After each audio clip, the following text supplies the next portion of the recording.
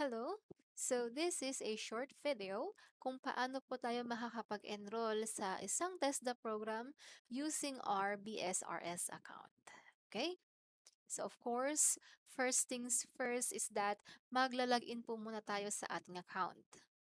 Pagka-login, meron po doong OTP, i-verify lang po natin. After that, matadirect po tayo sa ating dashboard. Ito po yun. So ito po yung nasa right side po. Kasi po yung nasa left side here is yung ating personal information together with noong QR code. Okay? So pagka-login po natin, meron po tayong makikita 6 na tabs po dito sa taas. Ang atin pong pipilian ay yung pangatlo, which is enrollments. I-click po natin and then makikita po natin dito, yung kulay green, enroll to a program. Okay? In my case, I'm already enrolled. So, meron na po siyang details dito.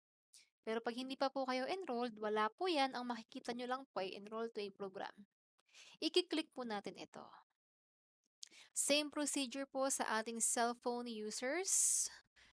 Click this icon, scroll down, and then click enroll to a program.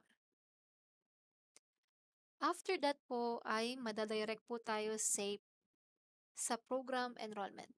Ayan. Kung makikita nyo po ay marami po siyang hinihinging details here. Ayan.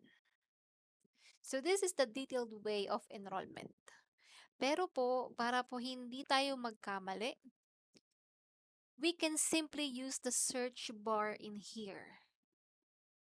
And then, ipipaste lang po natin yung code na ibinigay sa atin ng ating training center. Ipipaste lang po natin dito and press enter.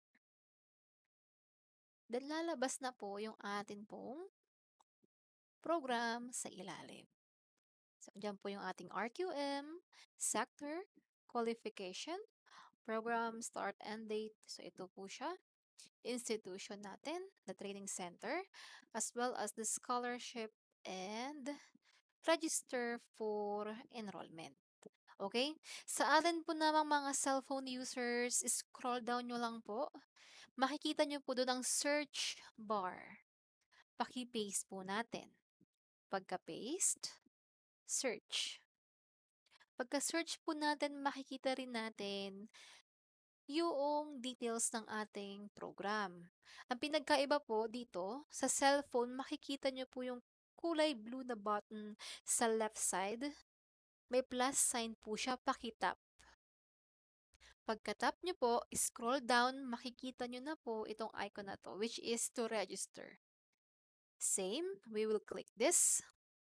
And then, makikita po natin ang much more detailed na information about sa training, especially po yung ating schedule. So, ayan po siya together with our trainer. Okay? Alright. And then, we will simply click register now. Pagka-click po natin ay madadirect na po tayo dito. So, makikita natin ang enrollment information. Ayan po siya. Personal information. So, don't forget po to fill up this part. Okay? And if kayo po ay scholar ng TESDA, don't forget to change the employment status to unemployed. Civil status. Okay? Pagka-fill up nyo po niyan, scroll down. Andyan ang education. Classification. And disability. It is better to keep these three na wala pong nakatik. Unless otherwise, meron pong instruction from our training center, pwede po natin itong i-edit. Pero upon enrollment, this is highly suggested. Again, fill up this part and the unemployed. Okay? Kasi po, nag-audit din si TESDA ng kanyang mga training centers. Then after that, we can click proceed enrollment and tayo po ngayon ay enrolled na sa program.